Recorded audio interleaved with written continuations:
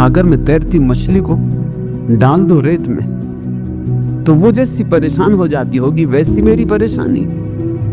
मेरा तो शब्दों से छुटकारा हो चुका है, मगर तुम्हारे लिए बोल रहा हूं। और ये बोलने का सारा प्रयोजन इतना ही है, यह नहीं कि मैं सोचता हूं कि इससे तुम्हें सत्य पता चल जाएगा। इसका प्रयोजन सिर्फ इतना ही है कि शायद तुम मौन के लिए राजी हो जाओ, ध्यान के लिए राजी हो जाओ। ये सिर्फ ध्यान के लिए तुम्हें फुसलाने का उपाय है। इसलिए कुछ भी तुम पूछो, मैं तुम्हें हर तरफ से यात्रा कराकर ध्यान की तरफ ले आता हूं। तुम उत्तर की पूछो कि दक्षिण की, तुम इस बीमारी की पूछो कि उस बीमारी की। मेरी चेष्टा होती कि तुम्हें जल्दी से जल्दी ध्यान की तरफ ले आऊं। बीमारियों में मेरी उत्सुकता नहीं है। एक ही उपचार है जीवन में, और वह है चित्त से मुक्त हो जाना। चित्त शब्दों से भरा है, इसलिए शब्दों के ही द्वारा चित्त से मुक्त नहीं हुआ जा सकता।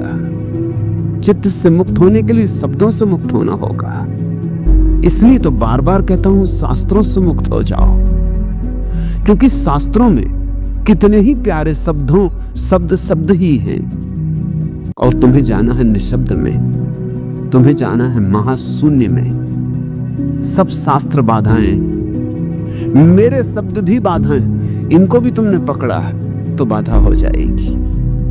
ये पकड़ने को नहीं है, ये इशारे हैं कि और आगे और आगे। ये यूं है जैसे कि नील के पत्थर लगे होते हैं रास्ते पर, जिन पर तीर बना रहता है। तीर कहता है और आगे, यहां मत रुक जाना, मंजिल आगे है। तुम पत्थर को ही पकड़ कर बैठ जाओ छाती से लगा के कि बस आ गई मंजिल। वैसी दशा शास्त्रों को पकड़ लेने वालों की। और ध्यान रखना, जब मैं शास्त्रों की बात करता हूं तो मेरे शब्दों को मैं सम्मिलित कर रहा हूं, उनको बाहर नहीं छोड़ रहा हूं। ये नहीं कह रहा हूं कि और शास्त्रों को छोड़ दो और मेरे शब्दों को पकड़ लो। शब्द मात्र को छोड़ना है, वहां कौन मेरा कौन तेरा। लेकिन तुम एकदम से नहीं छोड़ सकोगे, इसलिए बोल रहा हूं, बोले जा रहा हूं। जितनी देर तक बन सकता है बोलता रहूंगा, लेकिन जल्दी करो। चाहता हूं ऐसे लोगों को मैं, आते जाते हैं वे लोग, उनकी संख्या बढ़ती जाती है, ज्यादा देर नहीं है। इसलिए मैं प्रफुल्लित हूं, आनंदित हूं कि जल्दी ही मेरे पास उन लोगों का समूह होगा जो चुप बैठ सकेंगे, जो मेरे मौन में जुड़ सकेंगे, जो मौन संवाद में सम्मिलित हो सकेंगे। वही होगा सत्संग। अभी तो उसकी पूर्व भूमिका चल रही, बस तैयारी चल रही है। अभी तो सिर्फ आयोजन चल रहा है, मंदिर बन रहा है, दीवारें उठाई जा रही, दरवाजे लगाए जा रहे हैं। जिस दिन तुम मौन में मेरे साथ होने को राजी हो जाओगे, उस दिन मंदिर में प्रभु की प्रतिमा प्रतिष्ठित होगी। और उसी दिन तुम समझ पाओगे कि सत्य क्या है। विटगिंदीन से मैं राजी हूं। जो न कहा जा सके उसे कहने की कोशिश करनी भी नहीं चाहिए, मैंने कभी की भी नहीं। जिन्होंने की है वो लोगों को भरमा गए, भटका गए। लेकिन किसी ने भी, बुद्ध ने या महावीर ने या लाओत्सु ने कोशिश ही नहीं की उसको कहने की। और बातें कही हैं, और हजार बातें कही हैं, बस उस एक बात को छोड़ दिया है, मतलब की बात छोड़ दी है। हजार बातें हैं तुम्हें उस जगह ले आने के लिए जहां तुम मतलब की बात खुद समझ सकोगे। वह तो तुम्हारे भीतर आविर्भूत होगी। वह ध्यान का वृक्ष तो तुम्हारे भीतर उगेगा, समाधि के फल तो तुम्हारे भीतर लगेंगे, वह सहस्त्रदल कमल तो तुम्हारे भीतर खिलेगा। बाहर से तुम जो भी पकड़ लोगे वह सब रुकावट है। फली भाई ठीक कर रहे हो, यूं ही मुस्कुराए चलो। ऐसे ही सन्यासियों को चाहता हूं कि जो बैठे चुप मुस्कुराएं, मौज हो तो नाचें, एक तारा हाथ में ले लें कि खंजरी बजाएं, गीत गाना हो गीत गाएं। मगर ये सब उत्सव होगा, इसमें कुछ कहा नहीं जा रहा है। और जब सब सन्नाटा छा जाए सब मौन हो जाए, सब चुप हो जाए, तो सत्य की कली भीतर खिलती फूल बनती। दूसरा प्रश्न, भगवान, मैं नहीं जानता कि यहाँ क्या पाने आया हूं, लेकिन कुछ पाने की इच्छा है, क्या मिलेगा, कृपया बताएं। श्रीचंद, यदि कुछ पाने यहाँ आए हो तो गलत जगह आ गए हो। यहां तो खोना ही खोना है। यहां तो इतना खोना है कि तुम्हारे पास खोने को ही कुछ न बचे। तब जो शेष रह जाएगा, जिसे तुम खोना भी चाहो और न खो सको, वही है सत्य, वही है तुम्हारा स्वरूप, वही है तुम्हारी निजता, वही है तुम्हारे भीतर बैठा हुआ परमात्मा।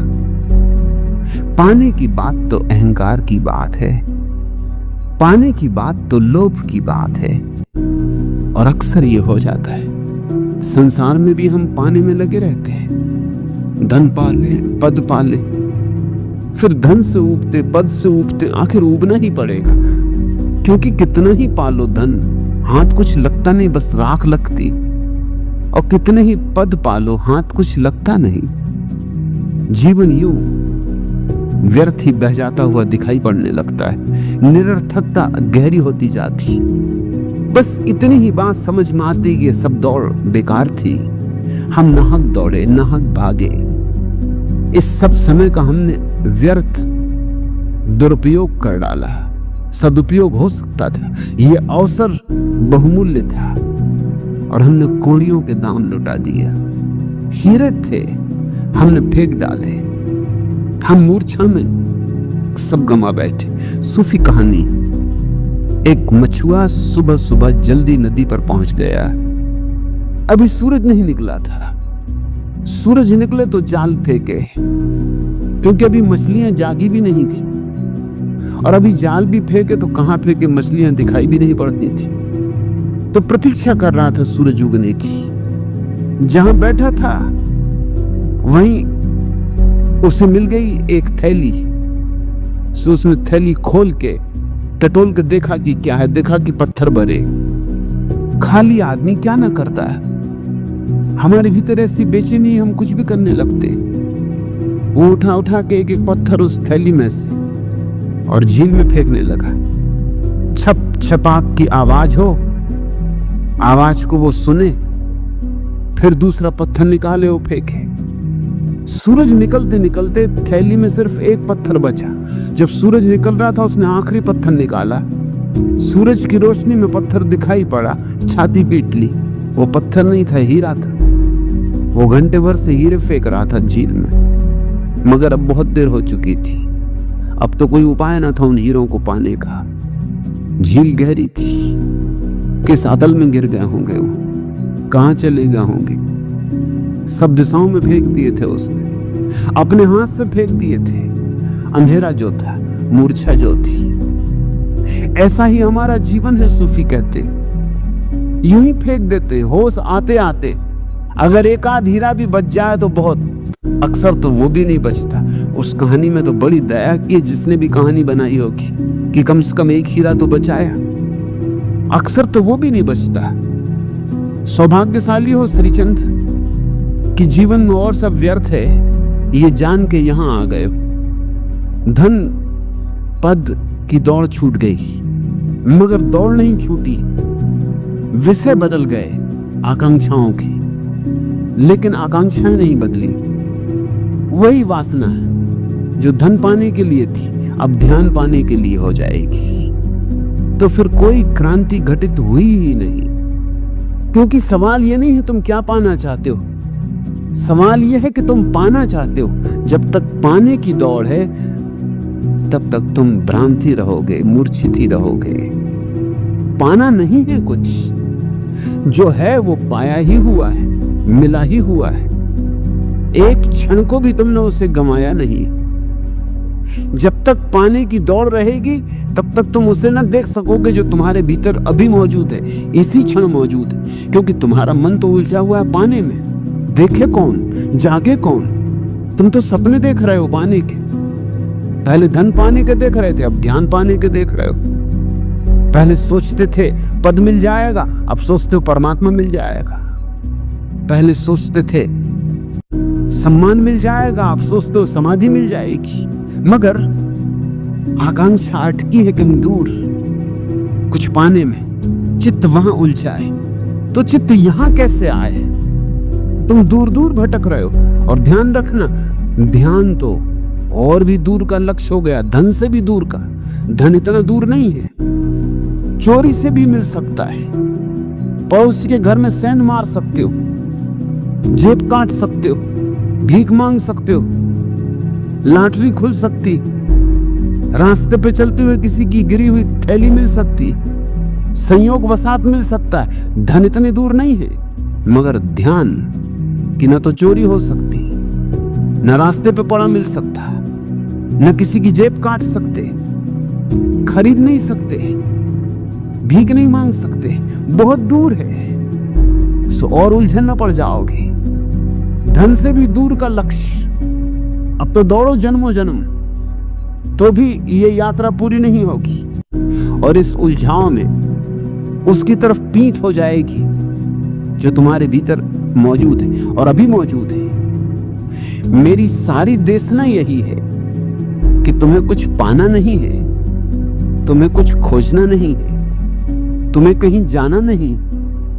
तुम जो हो, जैसे हो, जहां हो, वही परमात्मा मौजूद है तुम्हारे भीतर।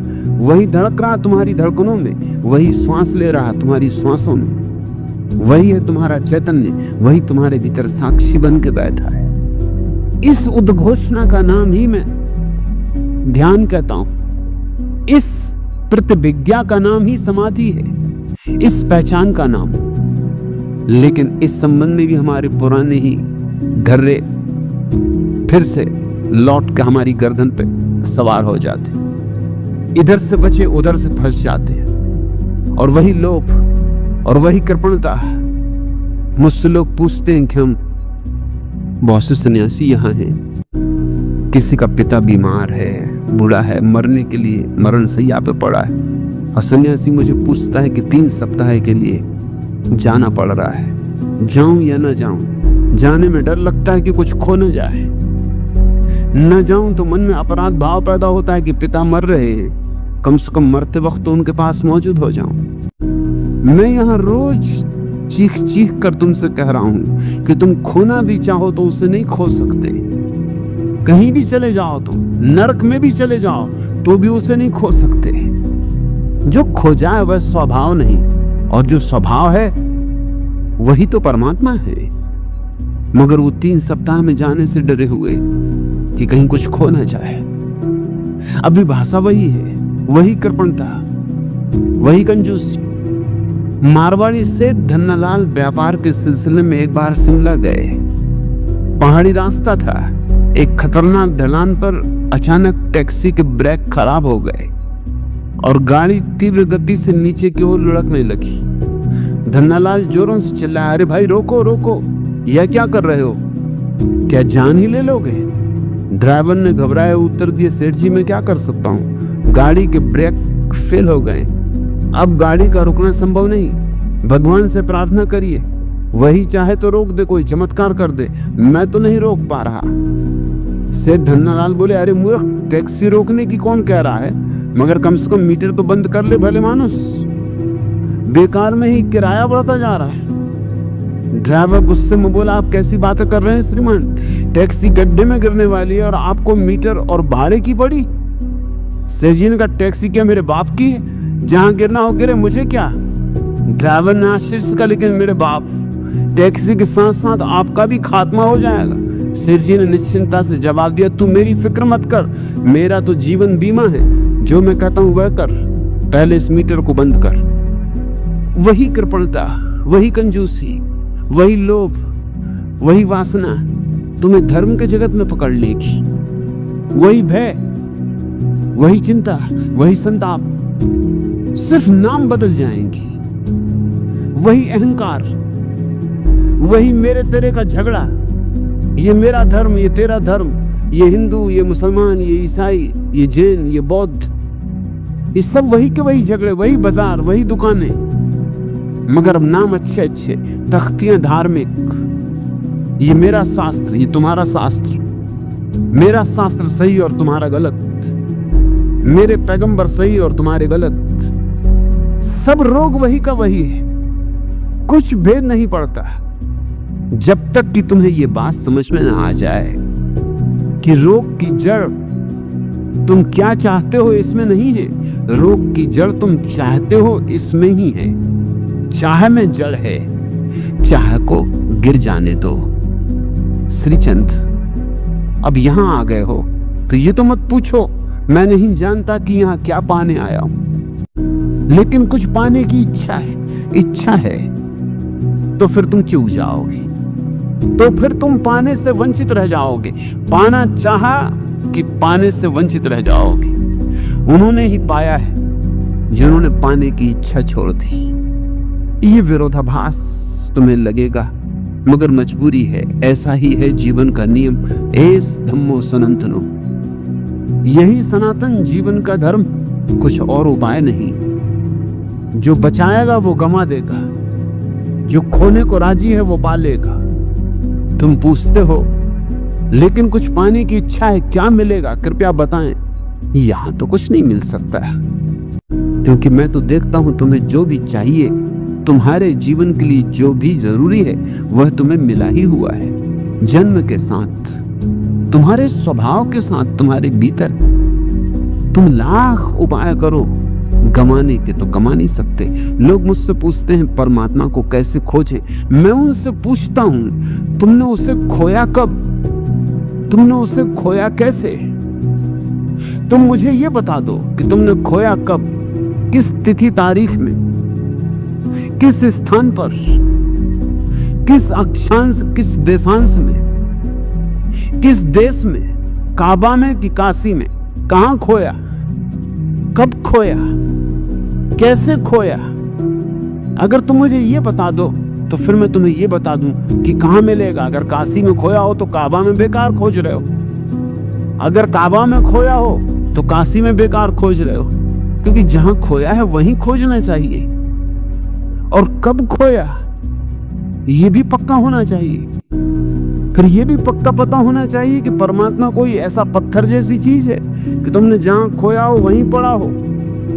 अगर 2-4 हजार साल पहले खोया हो तो पता नहीं वो भी चल के कितना आगे बढ़ चुका हो, कहां पहुंच चुका हो। एक अफीमची ने एक मिठाई की दुकान से मिठाई खरीदी, पीनक में था, डोल रहा था। दुकानदार को रुपया दिया, अठन्नी की मिठाई ली थी। दुकानदार ने कहा कि भाई मेरे पास 8 आने टूटे हुए नहीं है लौटाने को, कल सुबह ले लेना। अफीमची ने सोचा कि कल सुबह ये बदल जाए, क्या भरोसा, तो कुछ पक्का कर लूं कि बदल ना सके। उसने चारों तरफ नजर डाल के पक्का कर लिया, ठीक से देख लिया कौन सी दुकान है, कहाँ है, क्या है। और सोचा कि दुकान देखने से कुछ नहीं होता, अरे आदमी अगर पक्का बेईमान हो बोर्ड बदल ले, ये बोर्ड ही निकाल के रख दे सुबह, हम इसी बोर्ड को खोजते फिरे। तो उसने देखा एक भैंस दुकान के सामने ही बैठी हुई है। उसने देखा कि बोर्ड बदल लेगा, मगर इसको भी शायद ही याद आए कि सामने भैंस बैठी हुई, इसको भगा दे। इतना क्या इंतजाम करेगा। अफीमची मस्त घर लौट आया, दूसरे दिन सुबह पहुंचा, दुकान में घुसा और एकदम उसकी गर्दन पकड़ ली दुकानदार की, क्या हद हो गई। 8 आने के पीछे न केवल तुमने धंधा बदला, दुकान भी बदल ली। अरे दुकान ही नहीं बदली, धंधा ही नहीं बदला, जात तक बदल ली। कल रात तक हलवाई का काम कर रहे थे, आज नाई का काम कर रहे हो। शर्म नहीं आती? अरे बेशरम, अठन्नी रखनी थी, ऐसे मांग लेते तो ऐसे ही दे देता। वो नाई तो बहुत घबराया, उसने कहा तू बातें क्या कर रहा है, कहाँ की मिठाई की दुकान? मैं जिंदगी भर से नाई हूँ, जिंदगी भर से यही बाल काटने का धंधा कर रहा हूँ। उसने कहा तू मुझको धोखा ना दे सकेगा, देख लो वो भैंस जहां छोड़ गया तो वहीं बैठी। तूने सब बदल लिया, बोर्ड बदल लिया, शक्ल तक अपनी बदल ली, और हद हो गई। रात भर में चमत्कार कर दिया तूने, एकदम नाई होके बैठा है। तुमने कहां खोया? परमात्मा कोई पत्थर जैसी चीज है कि वहीं पड़ा हो? और कब खोया मैं पूछता हूं, कैसे खोया? क्योंकि जब तक इन सब बातों का ठीक उत्तर न हो तुम्हारे पास, तब तक तुम्हारी सब खोज व्यर्थ जाएगी। बुद्ध एक दिन सुबह सुबह प्रवचन देने आए और अपने हाथ में एक रूमाल लेके आए। लोग परिचित हुए क्योंकि वो कभी रूमाल लेके आते नहीं थे, और सामने ही बैठ के उन्होंने प्रवचन देने के पहले रूमाल को हाथ में लटका के ऊपर उठाया। लोग तो बहुत चौंके कि आज बात क्या है, आज कोई नए ढंग की ही बात दिखता है। वो कहेंगे शायद रूमाल में कोई राज, कोई रहस्य। एकदम सन्नाटा हो गया। जो सोए थे वो भी जग गए। धर्म सभा में लोग सोते, जिनको रात भर नींद नहीं आती उनको भी धर्म सभा में नींद आती। धर्म सभा में बड़ा राज है। नींद की दवा इससे अच्छी अभी तक कोई चिकित्सक नहीं खोज सके। सब चौंक के संभल के बैठ गए। सबने अपनी अपनी कुंडलनी जगा ली। सब देखने लगे कि माजरा क्या है, आज कोई जादू दिखाने वाले हैं, क्या बात है। और बुद्ध ने उस रुमाल में एक गांठ बांधी, दूसरी गांठ बांधी, तीसरी बांधी, चौथी बांधी, 5 गांठें बांधी। और फिर भिक्षुओं से पूछा कि भिक्षुओं, तुमने देखा मैंने रुमाल में गांठें बांधी। मैं तुमसे एक सवाल पूछता हूं, क्या ये रुमाल वही का वही है जो गांठें बांधने के पहले था, अब भी वही का वही है कि बदल गया? एक भिक्षु ने कहा, आप बड़ी चालबाजी का प्रश्न पूछ रहे हैं।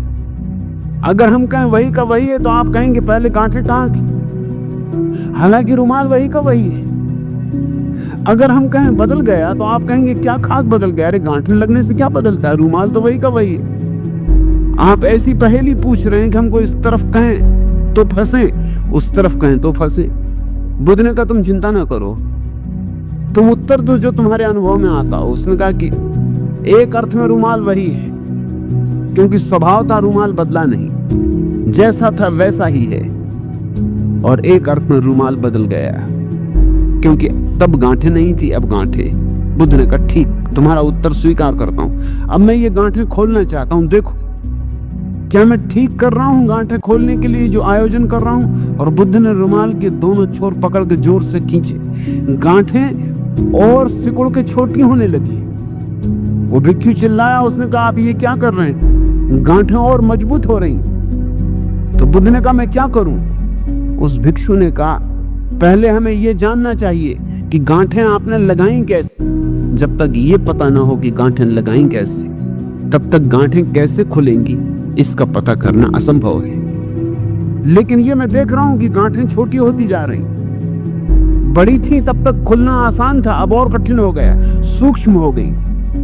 श्रीचंद यही मैं तुमसे कहता हूं, धन की गांठ मोटी गांठ स्थूल है, धन की चाह स्थूल है, सभी को है, कोई बड़ी खूबी की बात नहीं। ध्यान की चाह गांठ और सूक्ष्म हो गई, अब दिखाई भी ना पड़ेगी, क्योंकि दौड़ बाहर ना रही, भीतर ही भीतर हो गई, बिल्कुल मानसिक हो गई, बिल्कुल काल्पनिक हो गई। और तुम खींचते जाना इस गांठ को, ये और सूक्ष्म होती जाएगी, ये इतनी सूक्ष्म हो जाएगी कि तुम्हें खुद भी दिखाई ना पड़ेगी। मगर गांठ खुल नहीं रही, गांठ बंध रही, तुम और भी ग्रंथियों में पड़ते जा रहे हो। महावीर ने जो जाग गए हैं, जो प्रबुद्ध हो गए हैं, उनको निर्ग्रंथ कहा है। निर्ग्रंथ का अर्थ होता है जिसकी सारी ग्रंथियां खुल गई, सारी गांठें खुल गई। बड़ा प्यारा शब्द उपयोग किया, निर्ग्रंथ, जिसमें कोई गांठें ना रही। स्वभावता तो तुम वही के वही हो, लेकिन कुछ गांठें तुमने बांध ली। कुछ लोग स्थूल गांठें बांधे हुए, कुछ लोगों ने और भी सूक्ष्म गांठें बांध ली।